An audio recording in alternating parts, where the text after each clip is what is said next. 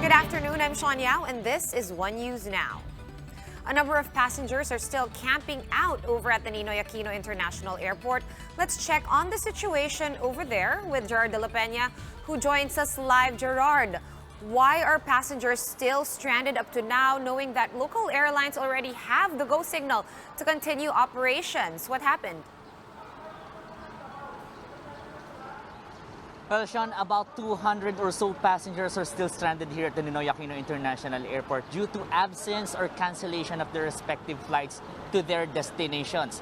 Some of them are headed to General Santos City through Cebu Pacific, but the airline has canceled all flights to and from Gensan due to local government regulations. Same goes for passengers who were expecting to fly to Davao City on Saturday.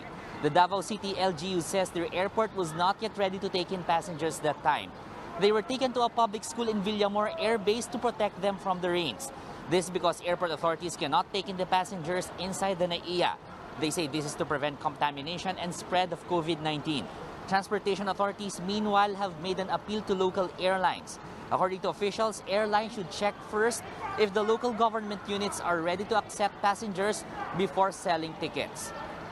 Well, Sean, the Transportation Department is trying to make arrangements now to see if these passengers can be flown out of Metro Manila today.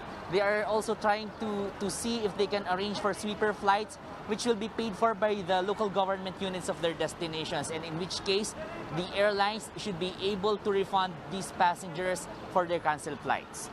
Sean. All right, but what if they do not want to, or the said passenger does not want to avail of the sweeper flights? Will or can they still rebook these tickets and without penalty? What has the airline said? I think it's only just one airline for now that is concerned with all these stranded passengers, yeah? Well, as we have seen in the past, a lot of passengers are having a hard time making some refunds for their canceled flights. But the airport authorities are saying that these passengers should be able to refund their money from the airlines if ever they are able to avail of sweeper flights, because these sweeper flights are already paid for by the government, and passengers don't have to pay anything for this. Sean. Yeah. This brings me to my next question, Gerard. How come the airlines were able to sell tickets to those destinations without prior coordination?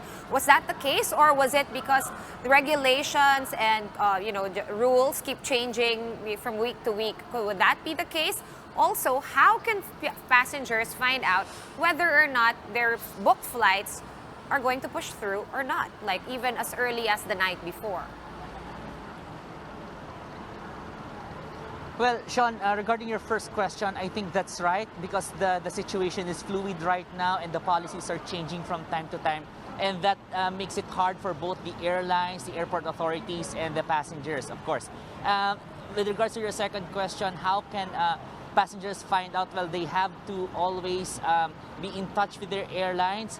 They should always check their emails and check their cell phones if airlines are texting them on the status of their flights.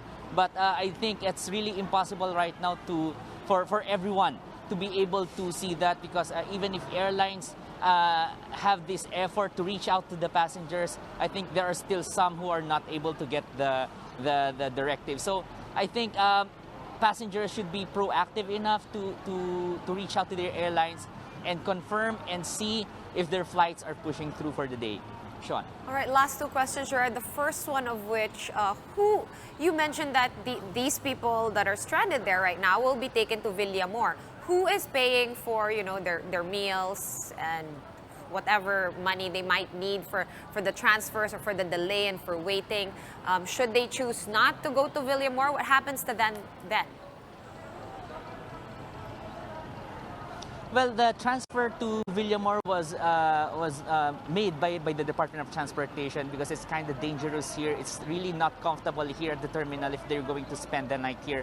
So the transportation decided to just ferry them to Villamor Air Base so that they can spend the night there, and then they just come back here for their flights. Now, with regards to the meals, I was able to talk to a number of passengers a while ago, and they said that It's only now that the airline is trying to give them some food, also with the DOTR, and in the past couple of days, they are the ones who are spending for their food. Sean. All right, thank you very much for those updates. Gerard de la Peña reporting to us live from the NAIA. Here are other stories we're keeping our eyes on. The Immigration Bureau has closed its main office in Intramuros for disinfection after one of its employees tested positive for COVID-19. Bureau of Immigration Acting Spokesperson Melvin Mamulak says the patient is among the hundreds who underwent rapid testing at the office last week. Education Secretary Leonor Briones extends the status quo on work arrangements for all teaching and non-teaching personnel.